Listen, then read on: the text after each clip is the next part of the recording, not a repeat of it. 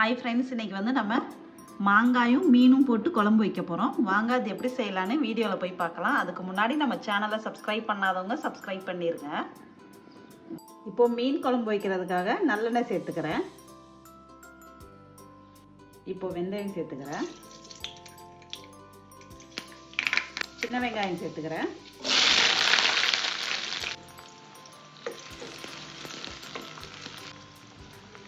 வெங்காயம் வதங்கட்டும். இப்போ வெங்காயம் வதங்கிடுச்சு. மீடியம் சைஸில் 3 தக்காளி எடுத்து அரைச்சி வச்சுருக்கேன். இந்த தக்காளியை சேர்த்துக்கிறேன். தக்காளி சேர்த்து மஞ்சள்தூள் சேர்த்துக்கிறேன். தேவையான அளவுக்கு உப்பு எல்லாத்தையும் சேர்த்து கலந்து விட்டுருவோம். இப்போ தக்காளியும் வெங்காயம் எல்லாம் சேர்ந்து மிக்ஸ் ஆகி இந்த தக்காளியில் இருக்க ஜூஸ் எல்லாம் போய் ஆயில் தனியாக வந்ததுக்கப்புறம் நம்ம மசாலா சேர்க்கலாம். வெங்காயம் தக்காளி நல்லா வதங்கிருச்சு. பச்சை மிளகாய் 3 சேர்த்துக்கிறேன்.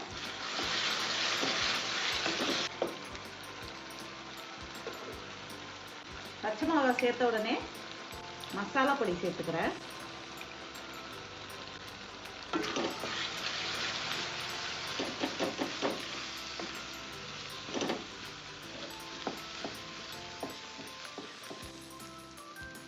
மசாலா சேர்த்த உடனே கொஞ்சம் தண்ணி சேர்த்து மசாலா வேக விட்டுருலாம்.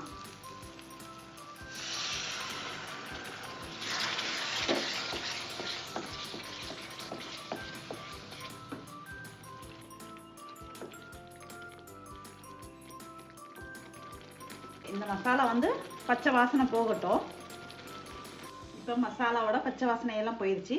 மாங்காய் சேர்த்துக்கலாம். இந்த மாதிரி கட் பண்ணியிருக்கேன்.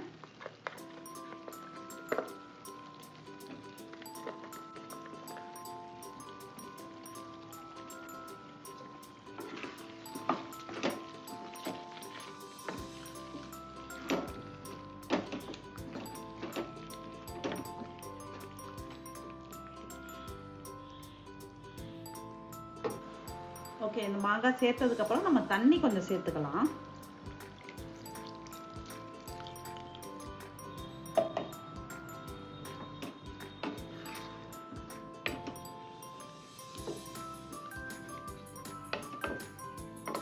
ஒரு மூடி போட்டு வேக வச்சிடலாம்.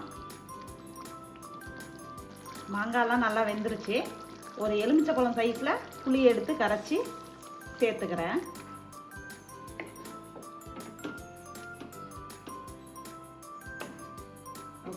புளியோட வாசனையெல்லாம் போகிற வரைக்கும் கொதிக்கட்டும். புளி சேர்த்ததுக்கப்புறம் குழம்பு நல்லா கொதிச்சிருச்சு. புளியோட வாசனையெல்லாம் போயிடுச்சு. இப்போ மீன் சேர்த்துக்கலாம். நான் வந்து கிழங்கா மீன் தான் வாங்கி வச்சுருந்தேன். இதை தான் சேர்த்துக்கிறேன்.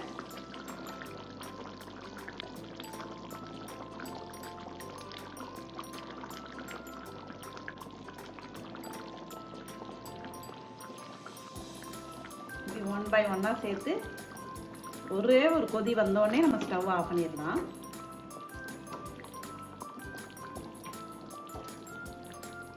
மீன் போட்டு குழம்பு நல்லா கொதிச்சிருச்சு. மீனும் வெந்துருச்சு. கொத்தமல்லி இலையை போட்டு ஸ்டவ் ஆஃப் பண்ணிடலாம். கண்டிப்பாக இதே மாதிரி நீங்களும் ஒரு நாள் தக்காளியை அரைச்சி விட்டு குழம்பு வச்சு பாருங்கள். எப்படி இருக்குதுன்னு டேஸ்ட்டு ட்ரை பண்ணி பாருங்கள். இந்த வீடியோ உங்களுக்கு பிடிச்சிருந்தா மறக்காமல் நம்ம சேனலுக்கு சப்ஸ்கிரைப் பண்ணுங்கள், லைக் பண்ணுங்கள், ஷேர் பண்ணுங்கள். நாளைக்கு என்ன வீடியோ போடலாம்ங்கிறத மறக்காமல் கமெண்ட்டில் சொல்லுங்கள். தேங்க்யூ.